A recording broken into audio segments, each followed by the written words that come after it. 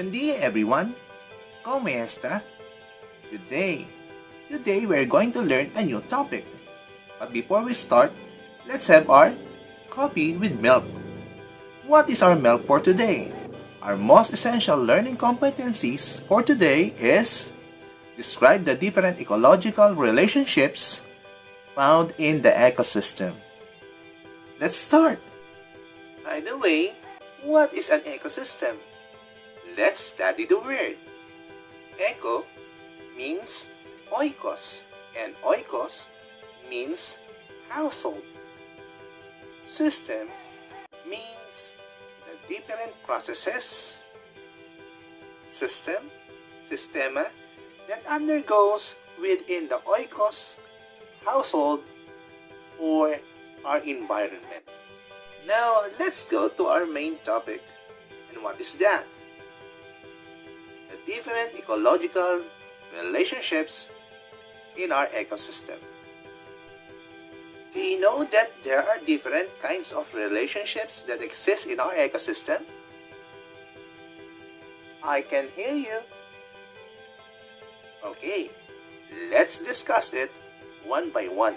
The different ecological relationships in the ecosystems are predation, competition, mutualism, commensalism, and parasitism. When an organism kills and eats another one, the relationship is predation.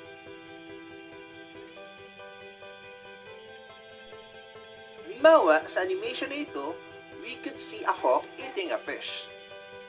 The animal that eats is called the predator, and the animal which is eaten is referred to as the prey. For this reason, we could say that the predator always prey so that he could eat the prey, but the prey always prey so that the predator won't eat him. And now, let's go to another ecological relationship, and that is competition. Competition occurs when organism competes for the same needs in their environment. They compete for food, mates, water, and even sunlight.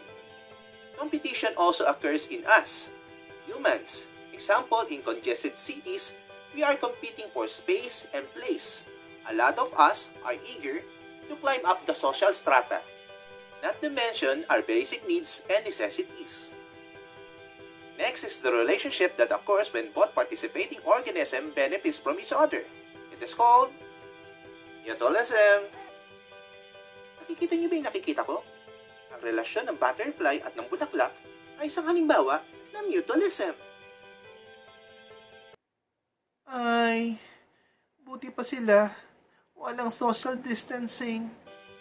The butterfly goes to the flower for food, and in the same way, the flower benefits by having the butterfly carry its pollen grain to pollinate and perpetuate its kind.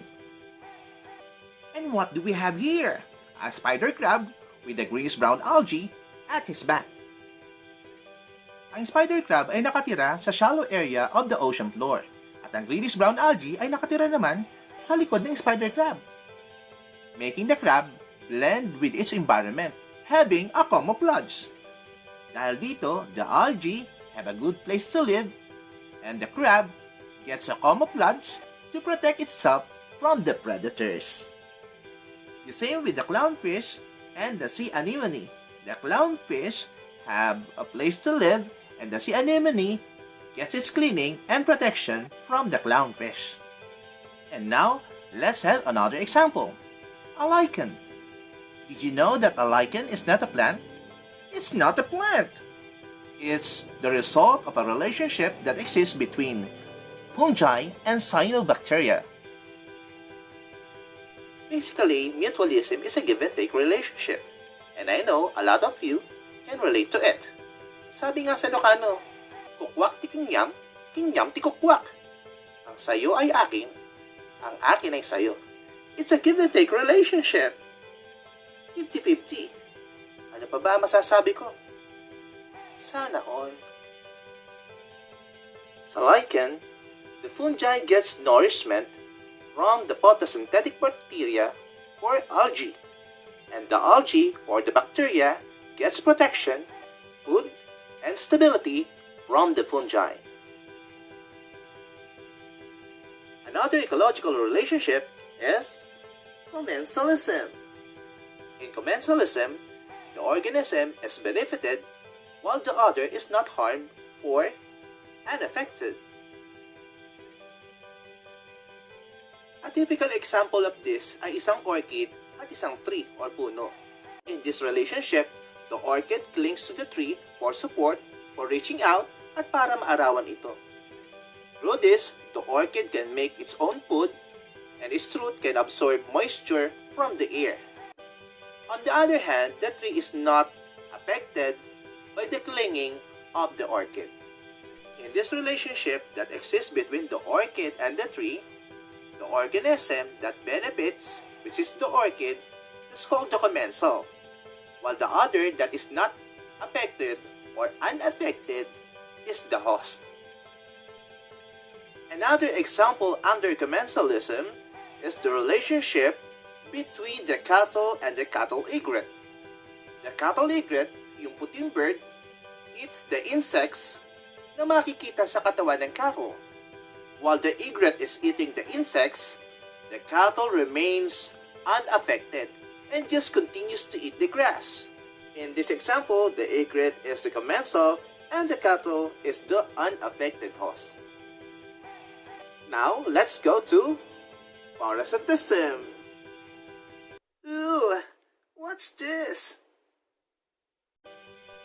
In parasitism, an organism benefited while the other is harmed. Have you ever seen a dart-like structure on the body of our pets, like dogs? They are parasites, and they feed on the body of the host. Sa tao, may tinatawag na mga lisa na kapag pumunta sa ating buhok at lumaki ay tinatawag siyang kuto. Naalala ko tuloy ang sinabi ng nanay ko, iwasan natin na magkaroon ng kuto dahil pag dumami daw ito, ililipad daw tayo sa puno ng kawayan. Totoo ba to? Hindi, sapagkat ang mga kuto ay walang pakpak. They feed on us. Ang tao na affected ang host at ang kuto ang parasite. And now, let us have a quick recap. The different ecological relationships are predation, competition, mutualism, commensalism, and parasitism. And now, it's time to say goodbye. Hope you enjoy our learning. Always remember, science is fun!